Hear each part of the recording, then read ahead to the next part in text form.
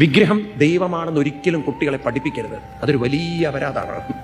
ഒരു വിഗ്രഹവും ദൈവമല്ല. അത് നമ്മൾ ഹിന്ദുക്കളെ തെറ്റി പഠിപ്പിച്ച് കാരണം നിങ്ങൾ അങ്ങനെ തെറ്റ് പറഞ്ഞു കൊടുത്താൽ നമ്മുടെ ഭാരത സംസ്കൃതിയെ നിങ്ങൾ മനസ്സിലാക്കാതെ പോകും. ഒരു വിഗ്രഹത്തിൽ ഒതുങ്ങുന്നതല്ല ഹിന്ദുവിന്റെ ദൈവസങ്കല്പം. മനസ്സിലാവുണ്ടല്ലോ? നമുക്ക് ദൈവമില്ല, എന്തേ ഉള്ളൂ? ദൈവീകതയേ ഉള്ളൂ. അത് പറഞ്ഞു കൊടുക്കണം കുട്ടികൾക്ക്. ദൈവമില്ല.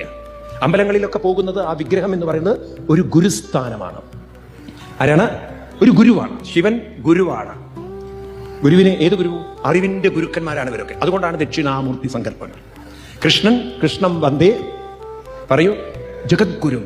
സരസ്വതി അറിവിന്റെ ഗുരുവാണ്. ലക്ഷ്മി സമ്പത്തിന്റെ ഗുരുവാണ്. ഒക്കെ ഗുരുക്കന്മാരാണ്. അതല്ലേ ഗുരുർ ബ്രഹ്മ, ദൈവം ബ്രഹ്മ, ദൈവം വിഷ്ണു എന്നാണ് എഴുതി വെച്ചത്.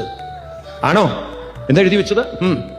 ഗുരുർ ബ്രഹ്മ, ഗുരുർ വിഷ്ണു, ഗുരുർ ദേവോ മഹേശ്വര, ഗുരു സാക്ഷാൽ പരം ബ്രഹ്മ തസ്മൈ ശ്രീ ഗുരവേ നമഃ. നമ്മൾ ഹിന്ദുക്കളിൽ മാറി വരണം. അതുപോലെ ഞാൻ പറയുമ്പോഴല്ലോ, നിങ്ങൾ നോക്കൂ, ഒരു വിഗ്രഹത്തിൽ ദൈവത്തെ കണ്ട് തൊഴുതു പോയി അതാണ് ദൈവം എന്ന് സങ്കല്പിച്ചാൽ നിങ്ങളെ വിഡ്ഢികളായിട്ടാണ് കൃഷ്ണൻ കരുതിയിട്ടുള്ളത്.